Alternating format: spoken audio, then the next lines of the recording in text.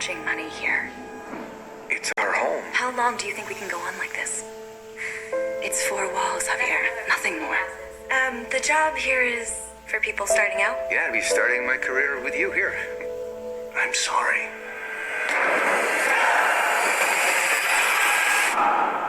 My name's Javier. This is my first time. Believe me, I've tried to kick it. I've already lost my wife and my daughter. Tomas, the trick is to see it coming. Well, your weaknesses, right? I work really long hours, and Laura, my wife, she thinks I'm not home enough. And that's a weakness of yours? I have a goal. A project that I'm going to put all my energy and focus into. I'm done watching others, enjoying things they don't even appreciate. You must be Laura. Javier, right? Pleasure to meet you. Likewise. From now on, I'm grabbing my life by the horns. Javier, open the door right now! No permission, no apologies.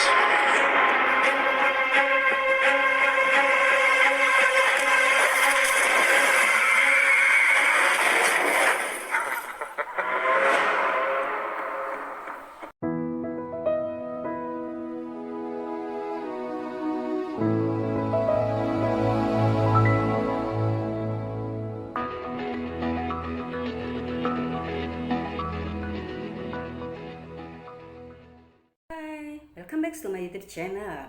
On this occasion, I will resume a film from Spain with the title of The Occupant.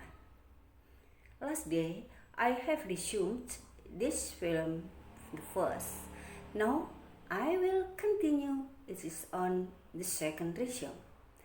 Keep in your eyes on this channel because on the second resume, this film is very exciting. Before watching it, please subscribe my YouTube channel because it is will help me to encourage to make other interesting videos. Let's watch this movie and of course while studying English with me with Mrs. Reno. Come on. The title is The Occupant. This is part 2 of my review. Now listen carefully and watch it carefully. It was told, it is the part 1. Did you remember? It was told how Javier was very disappointed with his lost success. Then he thought hard how his success could come back. He always stopped his old luxury apartment, which has been inhabited by a new harmonious and successful family. Armed with the spare key to his old apartment, he had a series of evil plans on the occupant of the new apartment.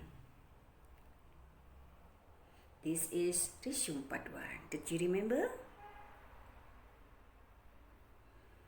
Diceritakan bahwa bagaimana Javier sangat kecewa dengan kesuksesannya yang telah hilang. Lalu ia berpikir keras bagaimana kesuksesannya bisa kembali lagi.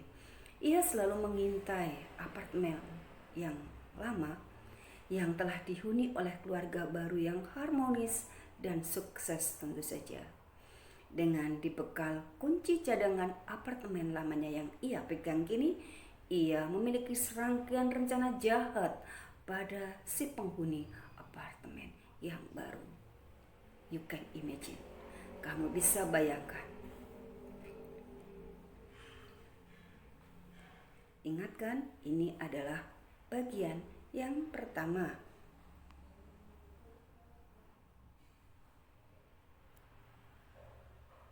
Now, this is the show part 2. Javier had smoothly prepared some big plans to achieve his goal. He would go to get his life back, whatever he did, although he had lost his family. Oh my God. Javier telah mempersiapkan dengan matang berbagai rencana besar untuk mencapai tujuannya. Ia akan menempuh hidupnya kembali bagaimanapun caranya, walaupun ia harus kehilangan keluarganya.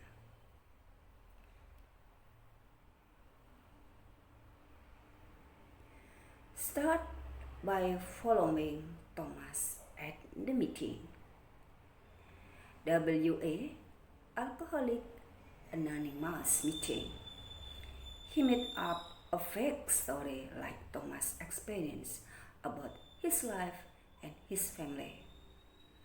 Thomas was sympathetic to Javier because his fate was the same as him.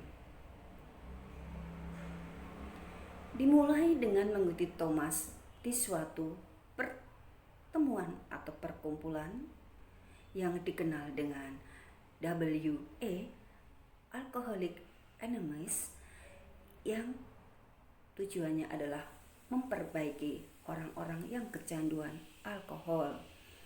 Javier membuat cerita palsu seperti yang dialami Thomas tentang hidupnya dan keluarganya. Thomas simpati tentu saja pada Javier karena nasibnya sama dengan dirinya. Finally, they get closely and intensely each other. They talk about work, family, and everything. And Javier, of course, he told untrue story. He lied. Javier's first mission was success. Akhirnya mereka dekat satu sama lain dan mereka semakin akrab. Mereka juga berbicara tentang pekerjaan, keluarga, dan segalanya. Dan Javier tentu saja dia berbohong. Misi dia kini yang pertama berhasil.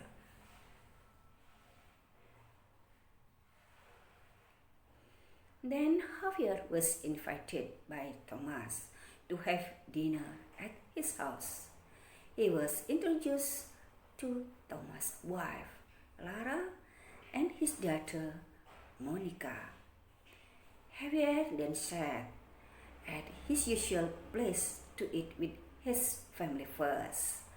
When Lara asked him about his family, Javier lied and said that his wife and his child had died.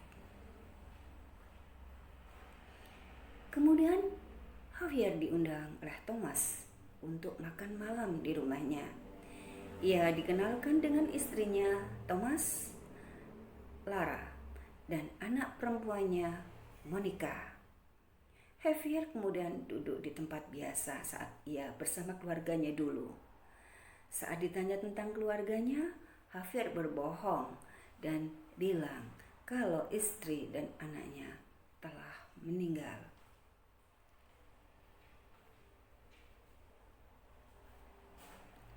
From here, he became increasingly obsessed with taking over his apartment again.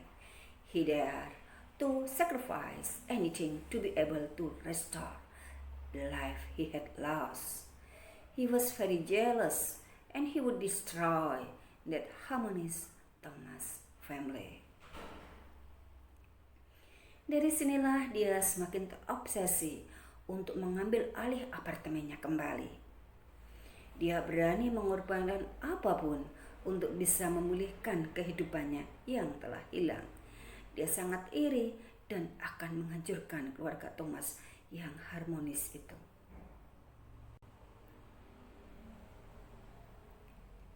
Javier, a former successful executive and a genius, began to come up with a cruel strategy. Feeling envy had turned him into a person psychopath.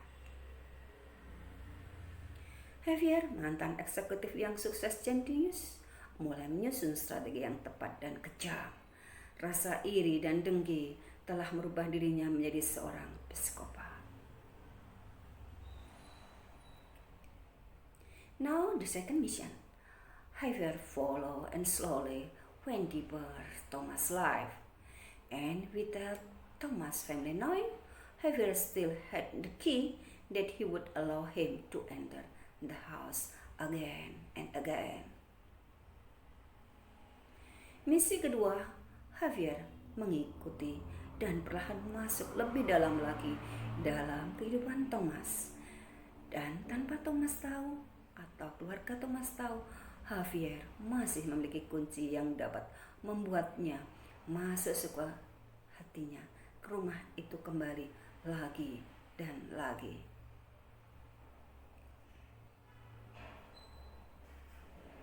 Maybe Thomas' family didn't know, but it seemed the apartment garden was suspicious of Javier, who had now all this time. The gardener, who was a pedophile, offered Javier to put CCTV in Monica's room. But Javier had other plans for the gardener. Mungkin keluarga Thomas tidak tahu, tapi nampaknya tukang kebun apartemen tersebut curiga pada Javier yang telah dikenalnya selama ini. Tukang kebun yang seorang pedofil memberi penawaran pada Javier untuk menaruh CCTV di kamar Monica. Tapi Javier punya rencana yang lain untuk tukang kebun itu. Apa itu? Oke, don't go anywhere. Follow me.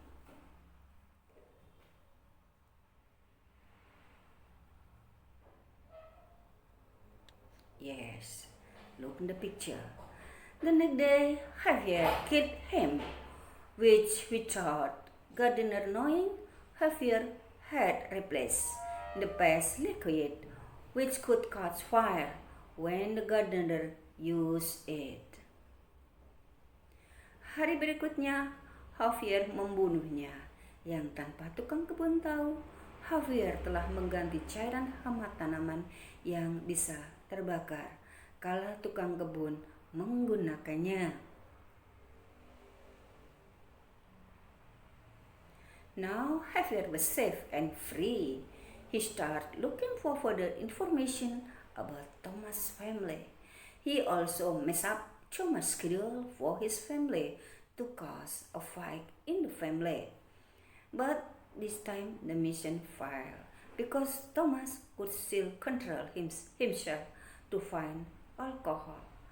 Javier began to think hard to carry out the next mission, and he said, "Next, my mission must run well." Kini Javier aman dan bebas. Dia mulai mencari lebih jauh informasi keluarga Thomas. Dia juga mengacaukan jadwal Thomas untuk keluarganya agar ada pertengkaran di keluarga tersebut. Tapi kali ini misinya gagal karena Thomas masih bisa mengendalikan diri untuk menjauhi alkohol. Javier mulai berpikir keras untuk melaksanakan misi berikutnya. Dan dia berkata, "Berikutnya misiku harus berhasil."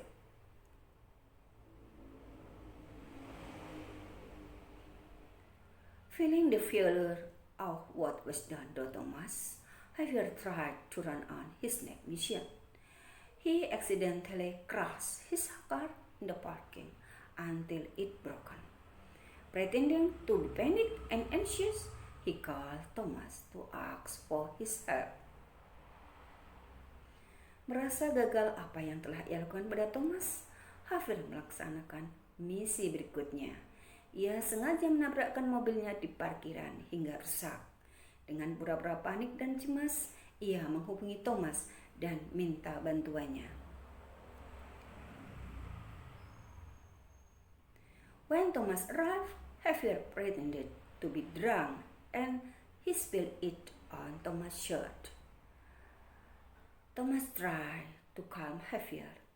Then Javier borrowed Thomas' cell phone to contact the tow truck. The opportunity was used to set Thomas' email. An email explained that Thomas was drunk and needed his help, not him. Ketika Thomas sampai, Javier pura-pura mabuk dan menumpahkan minuman itu kepada baju Thomas. Thomas mencoba menenangkan Javier. Kemudian Javier meminjam HP Thomas untuk menghubungi mobil derek. Kesempatan itu ia gunakan untuk menyeting email Thomas. Email yang menjelaskan kalau Thomas lah yang minum dan memerlukan bantuannya, bukan dirinya. The next day, Lara met Javier and asked to know her husband. Lara did not want her husband to be badly influenced by Javier because her husband had started to recover from alcohol addiction. Javier likely saw the email he had said that Thomas was the one who asked for help when he was drunk, not him. Esoknya Lara menemui Javier dan meminta untuk menjauhi suaminya. Lara tidak ingin suaminya dapat pengaruh buruk dari Javier karena suaminya sudah mulai sembuh dari kecanduan alkohol. Dengan santainya, Javier menunjukkan email yang ia telah setting sebelumnya bahwa Thomas lah yang meminta bantuan saat dia mabuk, bukan dirinya. Lara came home and was furious at Thomas. That it wasn't Javier who was drunk, but Thomas, her husband. She told two past accidents that nearly killed her and the daughter, Monica, while he was still addicted of alcohol. Of course, Thomas denied, but Lara didn't believe him anymore. Finally, they had a big fight. Lara pulang dan sangat marah pada Thomas bahwa bukan Javier yang minum, tapi Thomas lah suaminya. Dia menyinggung kecelakaan masa lalu yang nyaris menewaskan dia dan putrinya kala Thomas masih kecanduan alkohol. Tentu saja Thomas menyangkalnya, tapi Lara tidak percaya lagi padanya. Akhirnya mereka pun bertengkar hebat. The next day, Thomas called Javier for visiting the fact. Javier calmly answered that he had trapped Thomas. Javier said, "You are not worthy of your family, but I am." At the time, Javier meant to provoke Thomas' anger. Thomas then beat him until he bled in front of many people. Javier was very satisfied. That was he wanted. Keesokan harinya, Thomas memarahi Javier yang telah membalikkan fakta. Dengan tenangnya, Javier menjawab bahwa ia sengaja dan ia telah menjebak Thomas. Javier berkata, "Kamu tidak pantas untuk keluargamu, tetapi saya." Saat itu Javier berhasil memancing amarah Thomas. Thomas lalu memukul Javier hingga berdarah di depan banyak orang. Javier sangat puas. Memang inilah yang ia inginkan. With his condition, he complained to Lara what her husband had done to him. Javier said that Thomas was angry because he was jealous of his closeness to Lara, and Lara more and more hated Thomas. Dengan kondisi tersebut, dia mengadu pada Lara apa yang telah suaminya perbuat padanya. Javier berkata bahwa Thomas marah karena dia cemburu pada kedekatannya dengan Lara. Lara pun semakin membenci Thomas. Meanwhile, at Javier's house, his wife Marga seemed surprised to see Javier packing, and she also asked about their car to him. Javier explained that their car had been sold and he would go for a few days. Sementara itu di rumah Javier, nampak istrinya Marga heran melihat Javier berkemas dan ia menanyakan tentang mobil mereka. Javier menjelaskan kalau mobilnya sudah terjual dan dia akan pergi beberapa hari lamanya. Javier hoped that his grandparents would be successful, left his family. Instead, he invited Lara and her daughter Monica to go to gym competition and met Monica idol famous gym athlete. Javier yang merasa rencana besarnya akan sangat berhasil pergi. Akhirnya ia meninggalkan keluarganya. Ia justru mengajak Lara dan putrinya Monica untuk pergi menonton kompetisi senam. Dan mereka bertemu atlet idola Monica. Not only that, Javier also took a photo at the gym and sent to Thomas with the caption, "We are happy now." He was sure Thomas would be very angry and addicted to drink again, and he succeeded. Thomas was at hotel with many bottles of drink, immediately angry and emotional. He became an alcoholic again. Tak sampai di situ saja, Javier juga berfoto di tempat senam dan dikirim ke Thomas dengan caption, "We are happy now." Ia yakin Thomas pasti akan sangat marah dan kecanduan minuman lagi. Dan kali ini dia sangat berhasil. Thomas yang ada di hotel dengan banyak minuman di kamarnya langsung marah dan emosi.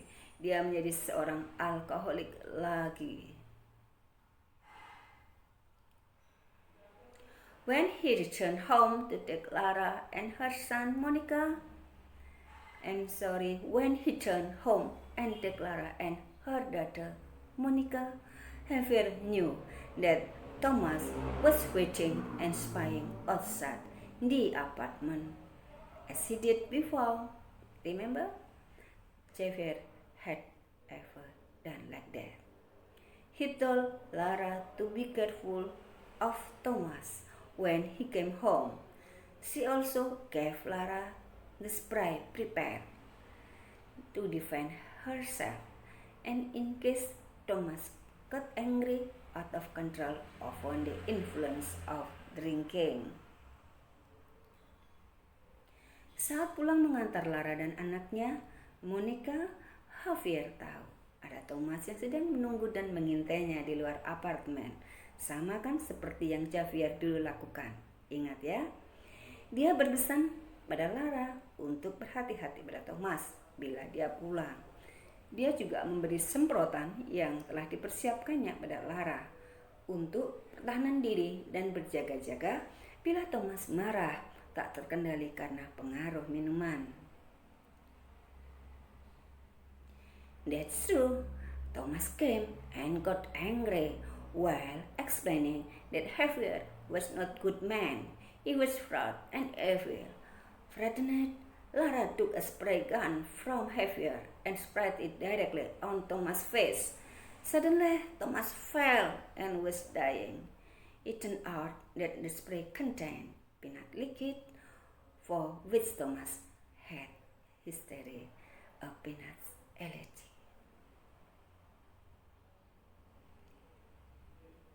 Benar saja apa yang dikatakan Javier. Thomas datang dan marah-marah sambil menjelaskan kalau Javier itu penipu. Dia bukan orang baik, dia jahat. Karena ketakutannya, Lara langsung mengambil semprotan yang Javier berikan. Dia menceprotkan ke wajah Thomas. Seketika itu, Thomas jatuh dan sekarat. Ternyata semprotan itu mengandung cairan kacang, di mana Thomas memiliki riwayat alergi terhadap kacang dan Javier tahu. Lara was terrified and called Javier, who was still around the apartment. Javier went upstairs and calmed Lara. Then he told Lara to enter the room because he would take care of Thomas, and it was his final mission. Lara ketakutan dan menghubungi Javier yang masih ada di sekitar apartemen. Javier naik ke atas dan menenangkan Lara. Dan ia menyuruh Lara masuk kamar biar dia yang mengurus Thomas. Dan inilah misinya yang terakhir.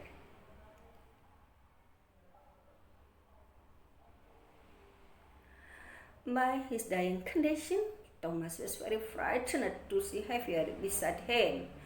Xavier calmly pressed Thomas' mouth until he could not breathe anymore and said, "You are not good for them, but me." Dengan keadaan sekarat, Thomas sangat ketakutan melihat ada Xavier di sampingnya. Dengan tenang pula Xavier mendekap mulut Thomas sampai tidak bernafas lagi selama-lamanya dan berkata, "Kamu tidak pantas mendapatkannya. Aku yang pantas."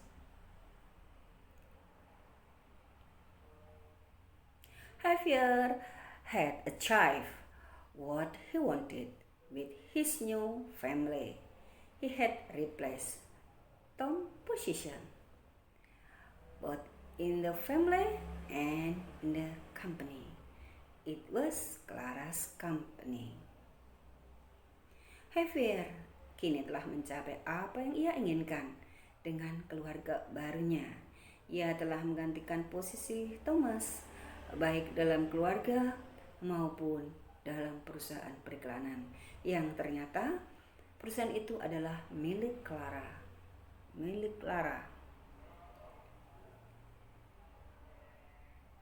In the company, Xavier was a general manager, and what made him satisfied was that the people who are used to insult and deny him were now under him, including his friend Darius. Do you remember? Still remind you with Mr. Darius? Di perusahaan itu ia menjabat sebagai general manager, dan yang buat dia puas adalah orang-orang yang dulu menghina dan mencampakkannya kini menjadi bawahannya, termasuk Darius sahabatnya. Masih ingat kan dengan Darius?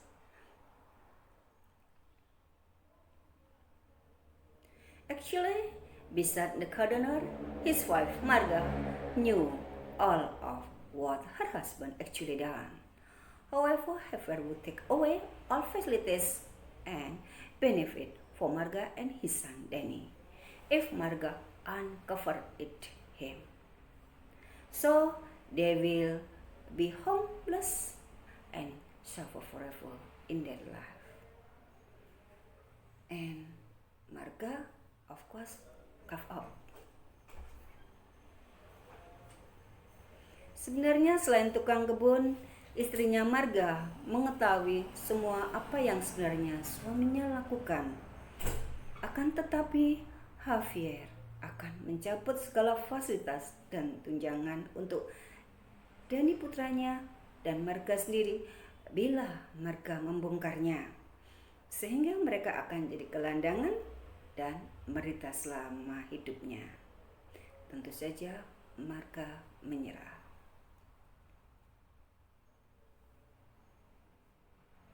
Now Xavier became a very successful man in any way which he did, and he did it perfectly. Did you remember this statement?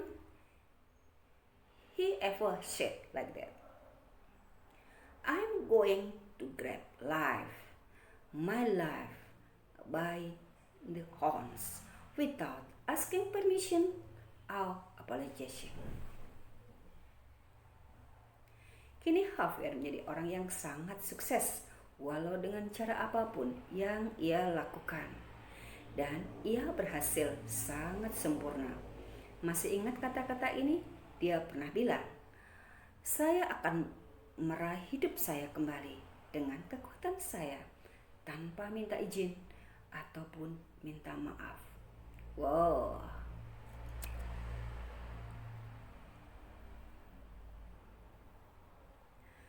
Well, this is the end of the story. Now this is the end of the story. Can you find the moral value of this story? Okay, I try to help you. According to me, the life is choice. It remains how we have to choose in a good way or a bad way. Depend on you.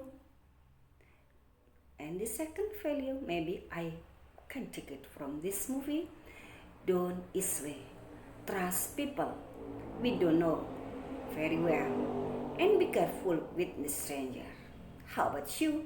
What moral value can you learn from this movie? I think you can answer my question. Try to learn from this movie. How about moral value can you take or learn from this movie? Okay, this is the end of this story. I think this is very useful for me, for you, and everyone. It is enough for me to say goodbye for you. Thank you for your attention. Thank you for watching. Thanks for joining with me. Okay, I hope this video, this story, this film is useful for you.